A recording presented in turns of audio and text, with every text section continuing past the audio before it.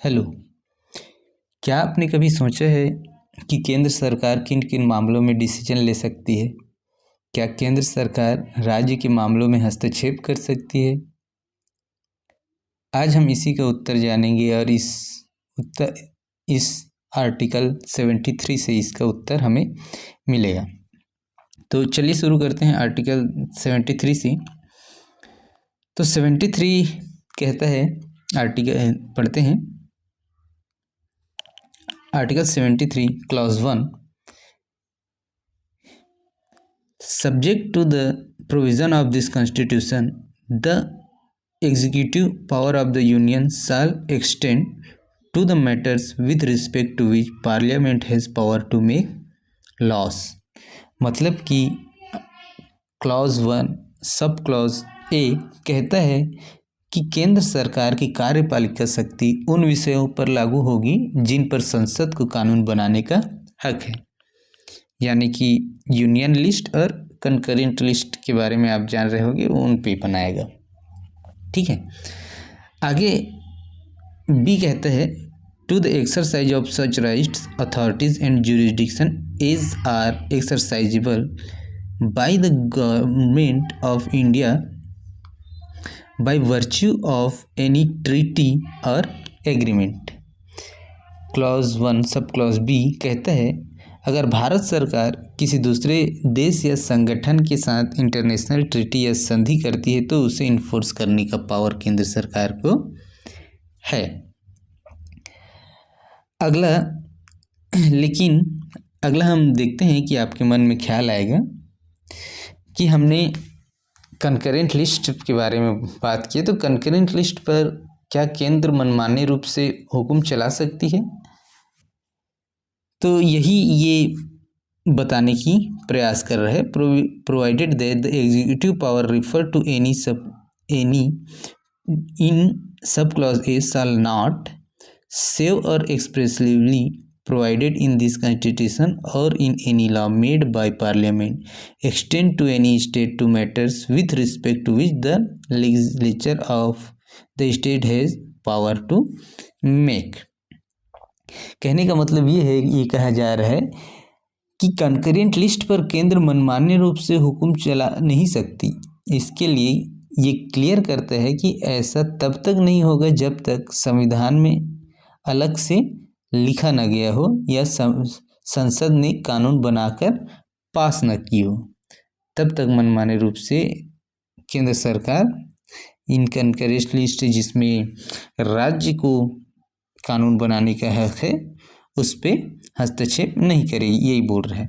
ठीक है, अब हम देखते हैं आगे आर्टिकल 73 क्लॉज 2 पढ़ते हैं। Until otherwise provided by Parliament a state and any other authorities of a state may notwithstanding anything in this article continue to exercise in matters with respect to which Parliament has power to make laws for that state such executive power और function as the state और officer और authority thereof could exercise immediately before the commencement of this constitution। कहने का मतलब ये है कि ये कहता है कि आर्टिकल 73 क्लॉज 2 ये एक हिस्टोरिक और ट्रांजिशन क्लॉज है। जब 26 जनवरी 1950 को संविधान लागू हुआ तो संविधान बनने से पहले भी कुछ ऐसे कानून थे जिनके तहत स्टेट या लोकल अथॉरिटीज़ के पास कुछ पावर्स थी, है ना। और यही क्लॉज 2 गारंटी करता है कि संविधान लागू होने के बाद भी जब तक संसद कोई नया कानून न बना दे तब तक वो पुरानी स्टेट अथॉरिटीज़ उन विषयों पर काम करती रहेंगी और उन्हें अचानक बंद नहीं किया जाएगा, यही बोला जा रहा है। ठीक है, आगे हम देखते हैं, इन्हीं सबको बताया गया है, ये कंकरेंट लिस्ट ये सब के बारे में जो हमने अभी बात किया। ठीक है, आगे हम इनसे जुड़े कुछ न्यायिक चर्चा को देख लेते हैं, न्यायिक रूप को। जैसे नाम जवाया कपूर बनाम पंजाब राज्य। तो कार्यपालिका शक्ति की सीमा और इसके प्रयोग पर राम जवाया कपूर बनाम पंजाब राज्य के ऐतिहासिक मामले में सुप्रीम कोर्ट ने ये महत्वपूर्ण निर्णय दिया था कि कार्यपालिका के पास केवल उन्हीं शक्तियों को प्रयोग करने का अधिकार नहीं है जो संसद द्वारा बनाए गए किसी कानून में पहले से लिखी हो। कार्यपालिका का दायरा कानून को लागू करने से कहीं अधिक बड़ा है। जब तक वह संविधान की सीमाओं के भीतर कार्य कर रही है और किसी नागरिक के मौलिक अधिकारों का हनन नहीं कर रही है, तब तक कार्यपालिका बिना किसी विशिष्ट कानून के भी प्रशासनिक निर्णय ले सकती है और सरकारी योजनाओं को संचालित कर सकती है, ये भी कहा था। ठीक है, आगे हम देखते हैं आर्टिकल 74। अब देखो आर्टिकल 74 क्या बताता है, राष्ट्रपति के कार्य करने के ढंग को बताता है। ठीक है, तो आर्टिकल 74 बताता है, article 74 clause 1, there shall be council of minister, council of ministers होंगे with prime minister at the head, और जिनका हेड होगा prime minister, to aid and advise the president, जो कि एड एंड एडवाइस करेंगे राष्ट्रपति को, who shall in exercise of his function act in accordance with such advice, और उन्हीं एडवाइस के तहत राष्ट्रपति कार्य करेगी, ये बताया जा रहा है। तो यहाँ पे बात आता है कि काउंसिल ऑफ मिनिस्टर्स होंगे जिनका हेड प्राइम मिनिस्टर होगा और उन्हीं के एड एंड एडवाइस के तहत राष्ट्रपति कार्य करेगी। तो यहाँ पे दो कॉन्सेप्ट निकल करके आते हैं, एक डी ज्यूरी मतलब नॉमिनल हेड और एक डी फैक्टो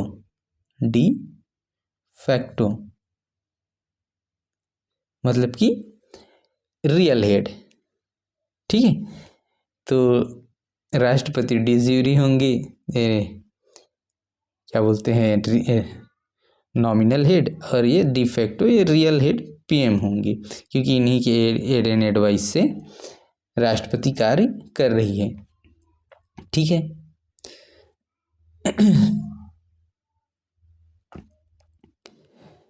लेकिन provided that the president may require the council of ministers to reconsider such advice either generally और otherwise, and the president shall act in accordance with the advice tendered after such reconsideration. लेकिन ये भी बताया गया है कि राष्ट्रपति aid and advice, जो पीएम के एड एंड एडवाइस के तहत कार्य करती हैं, काउंसिल ऑफ मिनिस्टर के एड एंड एडवाइस से, तो वो एक बार जो है कानून अगर जाता है तो उसको एक बार रिकंसीडर करने के लिए राष्ट्रपति कह सकती है, और पुनर्विचार के लिए, और पुनर्विचार जो भी सलाह दिए होते हैं उसके पुनर्विचार के लिए राष्ट्रपति कह सकती है। और एक बार भेजने के बाद अगर पुनर्विचार के बाद काउंसिल ऑफ मिनिस्टर सेम सलाह देती है, तब भी राष्ट्रपति बाध्य होंगे उस अनुसार कार्य करने के लिए, ये कह रहे हैं। अब आर्टिकल 74 क्लॉज 2 कहते हैं, the question whether any and if so what advice was tendered by ministers to president shall not be inquired into any court. ये कह रहे हैं, है ना, ये सीक्रेसी ऑफ एडवाइस के बारे में बताया जा रहा है। किसी भी न्यायालय के द्वारा जो मंत्रियों के द्वारा राष्ट्रपति को सलाह दी गई है उसकी जांच नहीं की जा सकती, ये एडवाइस की सीक्रेसी है, ये बताया जा रहा है आर्टिकल 74 क्लॉज 2 के द्वारा। ठीक है ना।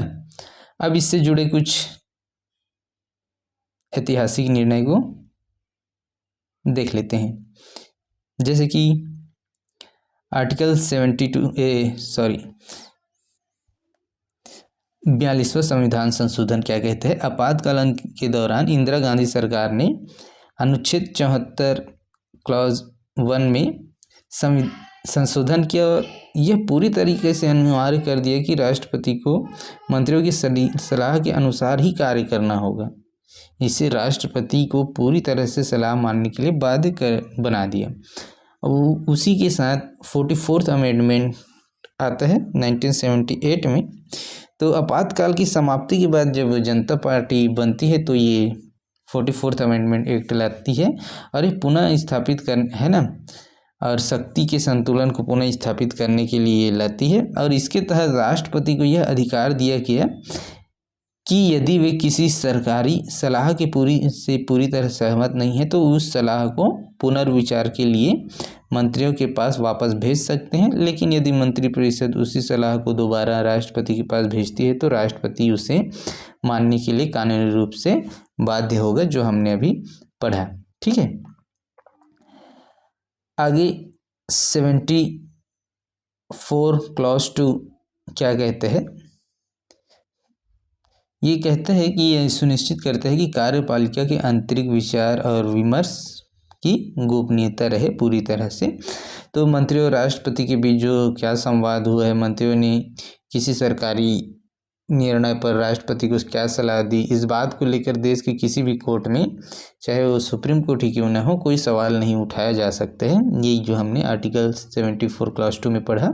न्यायपालिका का रुख तो इस पे देखते हैं। तो सुप्रीम कोर्ट ने एस आर बोम्मई बनाम भारत संघ के ऐतिहासिक मामले में भी यह स्पष्ट किया कि यद्यपि कोर्ट यह जांच नहीं कर सकता कि मंत्रियों ने क्या सलाह दी, लेकिन उन दस्तावेजों और समितियों की जांच अवश्य कर सकते हैं जिनके आधार पर मंत्रियों ने सलाह तैयार की थी, ताकि यह जांचा जा सके कि निर्णय दुर्भावनापूर्ण या असंवैधानिक तो नहीं था। मतलब कि जो सलाह दिए हैं उस पर तो जांच नहीं कर सकती, लेकिन किस आधार पर सलाह दिए हैं इसकी जांच कर सकती है। ये एस आर बोम्मई केस के तहत बताया गया।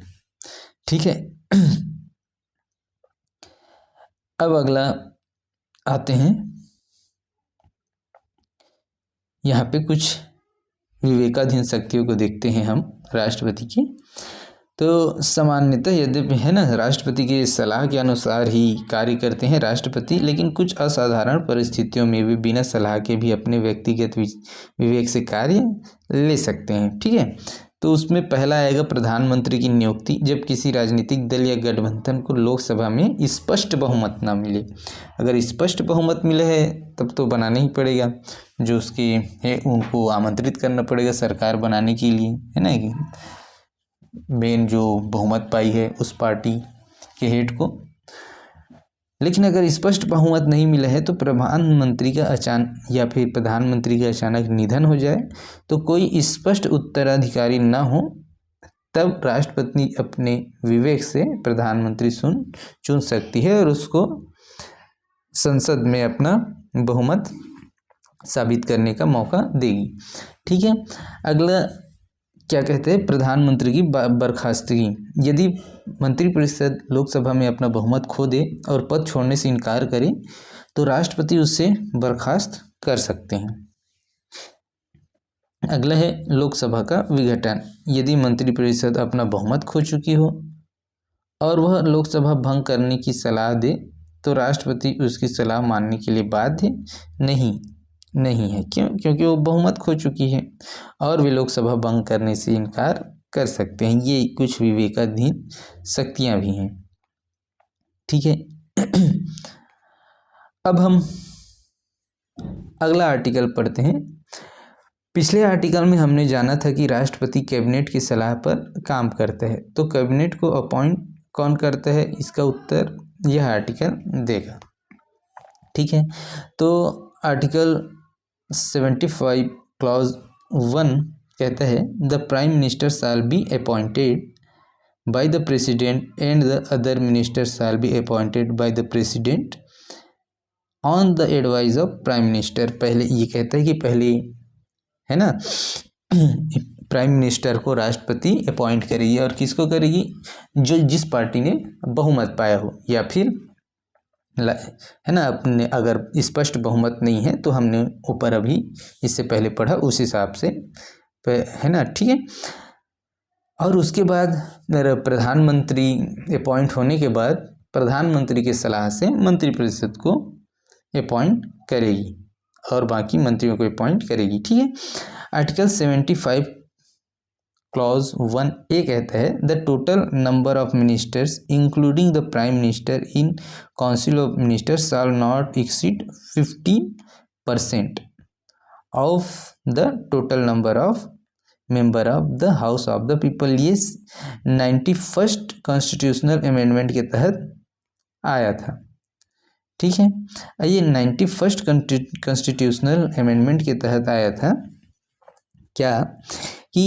क्या होता था कि सरकारें ज़्यादा संख्या में, है ना, मंत्रियां रखती थी प्रलोभन देने के लिए।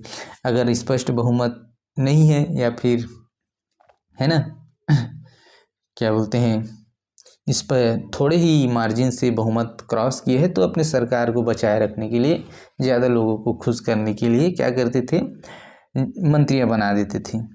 तो इसको रोकने के लिए 91st कॉन्स्टिट्यूशनल अमेंडमेंट के तहत ये जोड़ा गया आर्टिकल 75 क्लॉज 1A के तहत कि प्रधानमंत्री सहित पूरे काउंसिल ऑफ मिनिस्टर की संख्या 15% से अधिक नहीं होगी, जो है ना, जो कि वर्तमान लोकसभा की क्षमता के अनुसार 81-82 के आसपास होती है, ठीक है। अब देखो ये है आर्टिकल 75 क्लॉज 1A, ठीक। अब आर्टिकल 75 क्लॉज 1B देखते हैं ना। तो ये क्या कहते हैं, a member of either house of Parliament belonging to any political party who is disqualified for being member of house under paragraph 2 of the 10th schedule shall also be disqualified to be appointed as a minister। तो ये कहता है कि जो दल बदल कानून के तहत अगर कोई मेंबर बनने के लिए सदन का सदस्य होने के लिए डिसक्वालीफाई किया जाता है तो मंत्री बनने के लिए भी अयोग्य हो जाएगा, ये बात कहता है। अब आर्टिकल 75 क्लॉज 2 क्या कहता है, the minister shall hold office during the pleasure of president, है ना।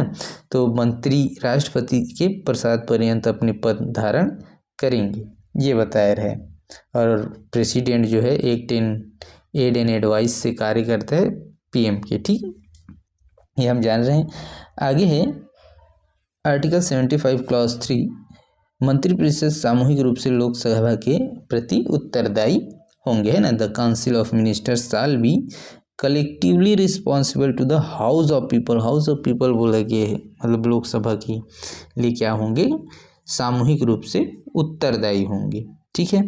आर्टिकल 75 क्लॉज 4 कहता है before a minister enters upon his office the president shall administer to him the oath of office and secrecy, ठीक है, according to the form set out for the purpose in 3rd schedule. जो हमने तीसरी अनुसूची देखी है तो उसके तहत जो एमपीज के लिए, है ना, और मिनिस्टर्स के लिए जो ओथ है वो लिया जाएगा मिनिस्टर्स के द्वारा अपनी पद ग्रहण करने से पूर्व। तो यही बात आर्टिकल 74 क्लॉज 4 आर्टिकल 75 क्लॉज 4 बताती है। अब है 75 clause 5, a minister who for any period of 6 consecutive months is not a member of either House of Parliament shall at the expiration of that period cease to be a minister। ये article 75 clause 5 बताता है कि कोई भी व्यक्ति जो दोनों सदनों का सदस्य नहीं है वह केवल 6 महीने के लिए मंत्री पद धारण कर सकता है ना, और उस 6 महीने में उसे किसी सदन का मेंबर बनना होगा, ठीक है। आगे आर्टिकल 75 क्लॉज 6 बताता है कि मंत्रियों के वेतन और भत्ते ऐसे होंगे जो संसद विधि द्वारा समय समय पर अवधारित करें। ठीक है, ठीक। तो हमने आर्टिकल 75 को देखा। अब इसकी मोटे मोटे और समझ लेते हैं जो पढ़ा है। आर्टिकल 75 क्लॉज 3 है ना, जो हमने देखा किसके बारे में था, है ना, इसमें सामूहिक जिम्मेदारी किसके प्रति, लोकसभा के प्रति, है ना। तो लोकसभा के प्रति उत्तरदायित्व होंगे। इसका मतलब क्या है, एक साथ तैरना और एक साथ डूबने का कॉन्सेप्ट आता है। इसका अर्थ है कि कैबिनेट द्वारा लिए गए किसी भी निर्णय के लिए पूरी मंत्रिपरिषद जिम्मेदार होती है। यदि लोकसभा में सरकार के खिलाफ अविश्वास प्रस्ताव पारित हो जाता है तो प्रधानमंत्री सहित पूरा कैबिनेट को एक साथ इस्तीफा देना पड़ता है ना। और असहमति होने पर इस्तीफा के बारे में बताया गया है कि यदि कोई मंत्री कैबिनेट के किसी फैसले से व्यक्तिगत रूप से असहमत है और संसद के भीतर या बाहर उसका बचाव करने के लिए तैयार नहीं है तो उसे नैतिक रूप से इस्तीफा देना पड़ता है। ठीक है, जैसे BR अम्बेडकर ने हिंदू कोड बिल पर असहमति के कारण कैबिनेट से इस्तीफा दिया था। ठीक है, तो यही सामूहिक कर्तव्य को बता रहे हैं हम, मतलब सामूहिक उत्तरदायित्व को बता रहा है। ठीक है, अब प्रसाद पर्यंत जो है के बारे में हमने देखा था, है ना, आर्टिकल 75 क्लॉज 2 में। तो मंत्रियों के व्यक्तिगत उत्तरदायित्व को भी ये परिभाषित करता है कि सभी मंत्री जो है राष्ट्रपति के प्रसाद पर्यंत अपने पद पर बने रहते हैं। उनका व्यवहारिक अर्थ यह है कि प्रधानमंत्री सलाह पर राष्ट्रपति किसी भी समय किसी व्यक्तिगत मंत्री को उसके पद से हटा सकता है, जो हमने देखा था। ठीक है, तो भले ही उस मंत्री को लोकसभा का पूर्ण विश्वास प्राप्त हो, यह प्रधानमंत्री के वास्तविक नियंत्रण को मजबूत बनाता है। ठीक, अब है मंत्रियों की संख्या की सीमा, जो 15% हमने क्लॉज 1A के तहत देखा था। ठीक है, ये 91st कॉन्स्टिट्यूशनल अमेंडमेंट 2003 में आया था, ताकि विधायकों को ज़्यादा विधायकों या फिर ज़्यादा सांसदों को खुश करके कैबिनेट में जोड़ करके, है ना, रखने और सरकार बचाने का जो कवायद चलता था वो ना हो सके, इसके लिए ये लाया गया। बिना संसद सदस्य बने मंत्री केवल 6 महीने के लिए, है ना, ये हमने देखा। ठीक है, आर्टिकल 75 क्लॉज 5 के तहत। अब इसका उल्लेखनीय उदाहरण भी है, जैसे कि वर्ष 1996 में HD देवगौड़ा और वर्ष 2021 में मनमोहन सिंह की तरह कई अन्य नेता बिना संसद रहे प्रधानमंत्री या मंत्री पद की शपथ ले चुके हैं और बाद में उपचुनाव जीतकर सदस्य बने हैं। ठीक है, तो इसी तरह से हमने आर्टिकल 75 कंप्लीट कर लिया। इसी तरह आगे के आर्टिकल्स को हम आने वाले वीडियोस में पढ़ेंगे। धन्यवाद।